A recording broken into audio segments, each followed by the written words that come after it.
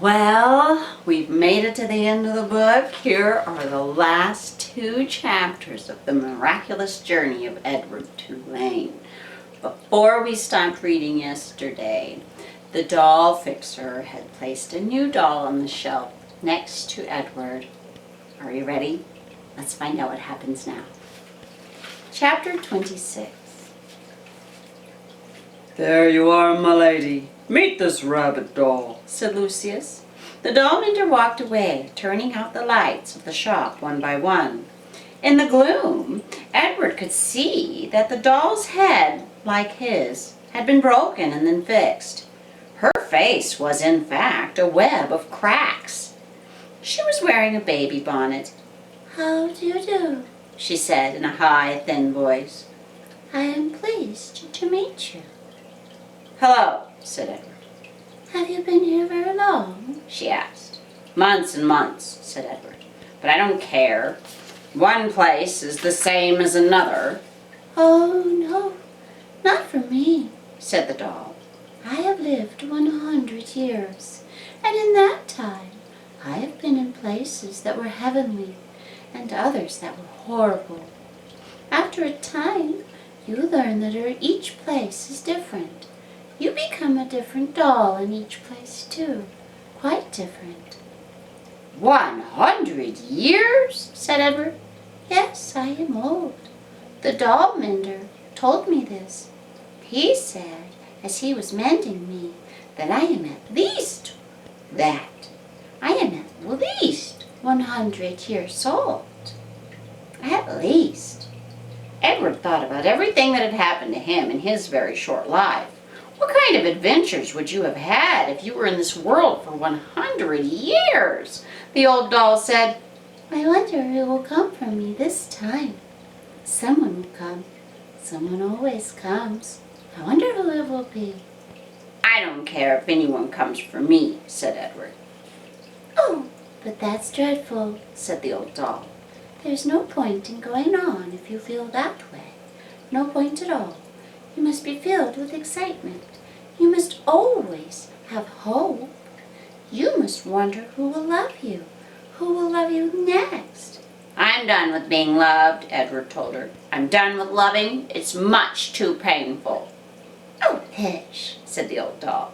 "Where's your courage?" "Somewhere else, I guess," said Edward. "You disappoint me," said the doll. "You disappoint me greatly. If you have no intention of loving and being loved, then your whole journey is pointless. You might as well jump off this shelf right now and shatter to 1,000,000 pieces. Get it over with. Go ahead." "Well, I can't leap," said Edward. "Then shall I push you?" said the old doll. "No, thank you," Edward said to her. "Not that you even could," he muttered to himself. "What was that?" "Nothing," said Edward. The dark in the doll shop was now complete. The old doll and Edward sat on their shelf and stared straight ahead. "You really disappoint me," said the old doll.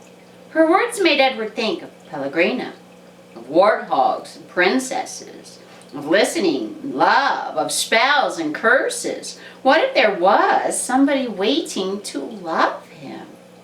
What if there was somebody that he could love again? What if? What, is it possible? Edward felt his heart stir.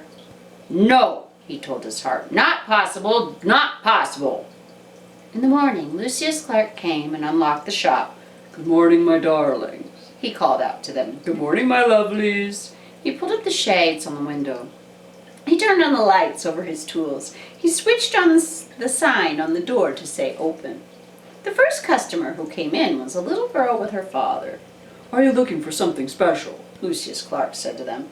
"Yes," said the girl. "I want a friend." Her father put her on his shoulders, and they walked slowly around the shop.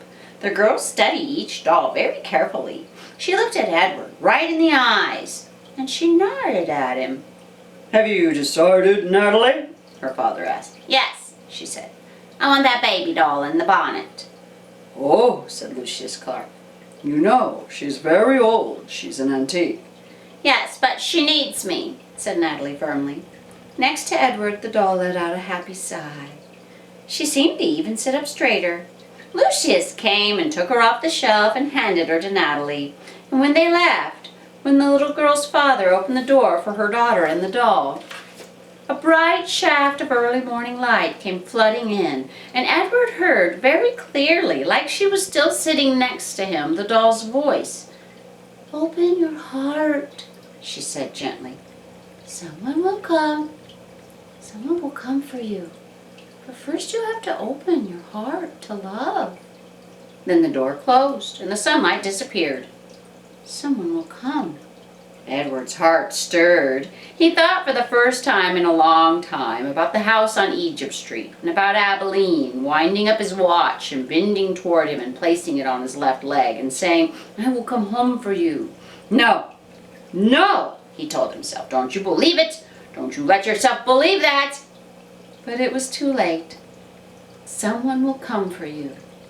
The China Rabbit's heart had begun again to open. Chapter 27. Seasons passed, fall and winter, and spring and summer. Leaves blew in through the open door of Lucius Clark's shop, and rain and the green, outrageous, hopeful light of spring. People came and went, grandmothers and dolls, collectors and little girls with their mothers. Edward Tulane waited. The seasons turned into years. Edward Tulane waited. He repeated that doll's words over and over until they were a smooth groove of hope in his brain. "Someone will come. Someone will come for you." And the old doll was right. Someone did come. It was springtime and it was raining and there were dogwood blossoms on the floor of Lucius Clark's shop. She was a very small girl, maybe 5 years old. And while her mother struggled to close a blue umbrella, the little girl walked in and around the store, stopping and staring seriously at each doll and then moving on. When she came to Edward, she stood in front of him for what seemed like a very long time. She looked at him, and he looked right back at her. "Someone will come," Edward said. "Someone will come for me." The girl smiled. And then she stood on her tippy toes and she took Edward off the shelf and she cradled him in her arms like a baby. She held him in the same tender way that Sarah Ruth had held him. "Oh," thought Edward, "I remember this."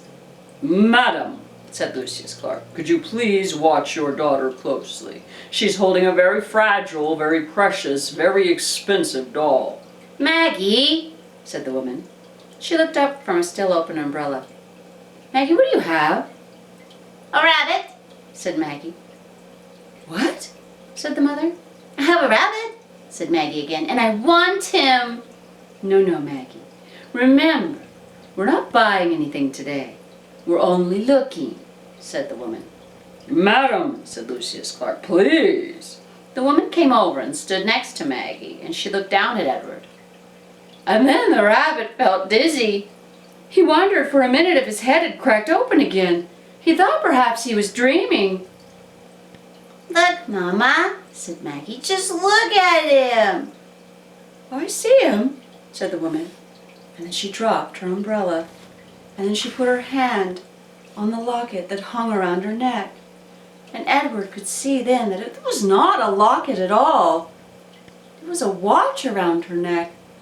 A pocket watch. It was his watch. "Edward," said Abilene. "Yes," said Edward. "Edward," she said again, certain this time. "Yes," said Edward. "Yes, yes, yes! It is me!" Now there's something in this book called a coda. So it's kind of the ending, what comes after the last chapter. So now I will read to you the coda of this book.